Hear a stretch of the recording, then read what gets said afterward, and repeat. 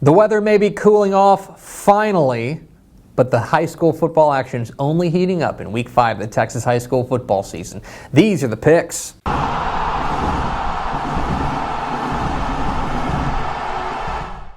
Welcome into the Picks, your guide to the Texas high school football weekend. My name is Greg Tepper of Dave Campbell's Texas Football and TexasFootball.com. Thank you so much for tuning in and welcome to Week 5 of the 2023 Texas high school football season. 665 games scattered across the state. We're going to preview every one of them, I'm kidding, we're not going to preview every one of them. That would be ridiculous, and my editor, Mallory Hartley, might just end me. But I will say we're going to preview the biggest games across the state in what is an interesting slate of games. I'm not going to tell you that this has blockbuster showdowns everywhere you look in Week 5, but you've got a number of huge games, plus a bunch of games with major implications for the playoffs, and some games where we're going to find out if some of these teams are for real. You know, some of them off to really hot starts, but is that sustainable? A lot of that gets sorted out here in critical Week 5 of the Texas high school football season, but we start with a huge one. We start in Austin.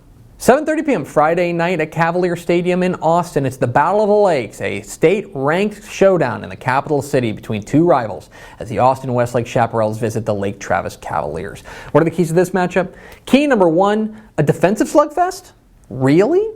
Yes, really. Now, when you think about this game, you think about offense, and specifically you think about quarterbacks, right? Baker Mayfield's played in this game. Garrett Gilbert's played in this game. Sam Ellinger's played in this game. Kate Klubnik's played in this game. There are big-time stars on the offensive side who have come through this rivalry.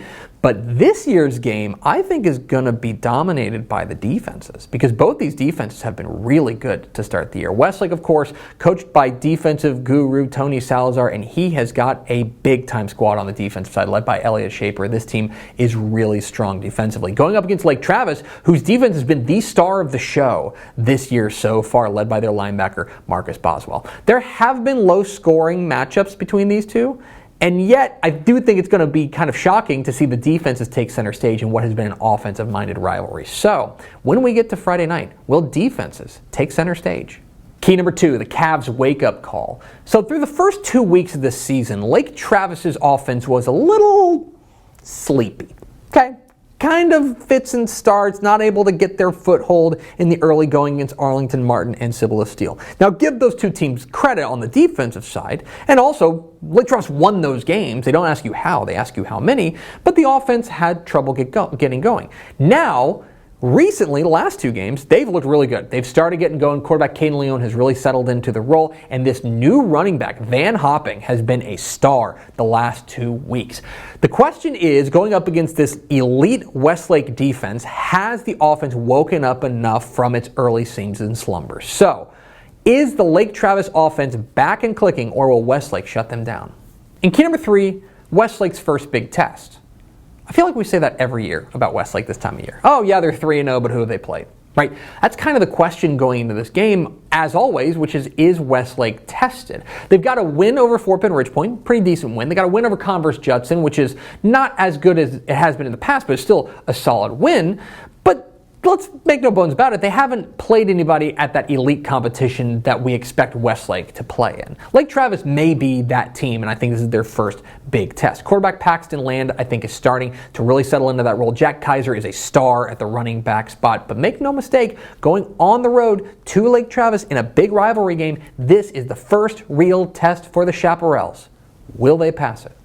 Who am I picking?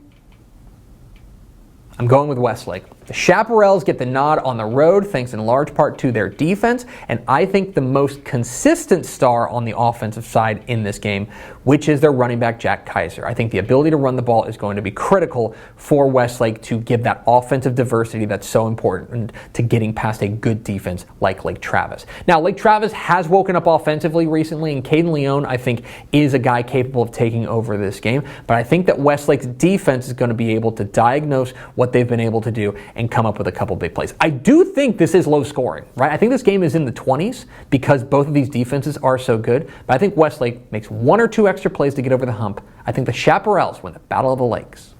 7 o'clock Friday night at Indian Stadium in Port Neches. It is a District 9-5A Division II opener as the Fort Bend Marshall Buffaloes visit the Port Neches Groves Indians in a game that is dripping with intrigue. You may remember how this series played out last year. Fort Bend Marshall won in the regular season rather resoundingly, and then Port Neches Groves got their receipt when it mattered in the playoffs and took it all the way to AT&T Stadium to the state championship game. And so this has a lot of different kind of tentacles to the storyline here. You know, for Fort Bend Marshall, they have been rolling defensively, giving up just 28 points in their first 3 games. Joshua Lair is a menace on the back end of this defense, and their quarterback, Caleb Wright, I think is really starting to play well. I think he's really growing into the role. Going up against this Port Neches Groves team that's had a weird year, right? Early on, they got smothered by Port Arthur Memorial in the season opener, and then they survived overtime against West Orange Stark, which is a 4A team, a good 4A team, but a 4A team nonetheless. Now, they're 2-1, and Isaiah Nguyen, their running back, is a baller. This kid is really fun to watch, and he is capable of really going big in this game. My question is, what is the availability of Shea Adams, the quarterback and kind of do-it-all athlete for Port Neches Groves? He left the last game with injury, with apparently an ankle injury. What is his status? If he plays, that's a huge boost for PNG, and if he doesn't, boy, it's hard to find a way past this Fort Bend Marshall defense. I think this game is going to be really fun, but I think that Fort Bend Marshall comes away with the win. Let's go to the Valley, 7:30 p.m. Friday night at Flores Stadium in Edinburgh. It's the game of the year in the Rio Grande Valley as the PSJA North Raiders take on the Edinburgh Vale Sabercats. These are the 2 best teams in the Rio Grande Valley hard stop. They're the 2 teams most capable of making a run to the state semifinals or even the state championship game. But first, they got to go at it in this one. You may remember last year, PSJA North really leaned on Edinburgh Vale late and came away with a win. This is a good Edinburgh Vale team that is led by a superstar running back in Jamal Pauly. He is a game changer in the backfield and a guy that they're going to feed early and often. I think PSJA North is just different.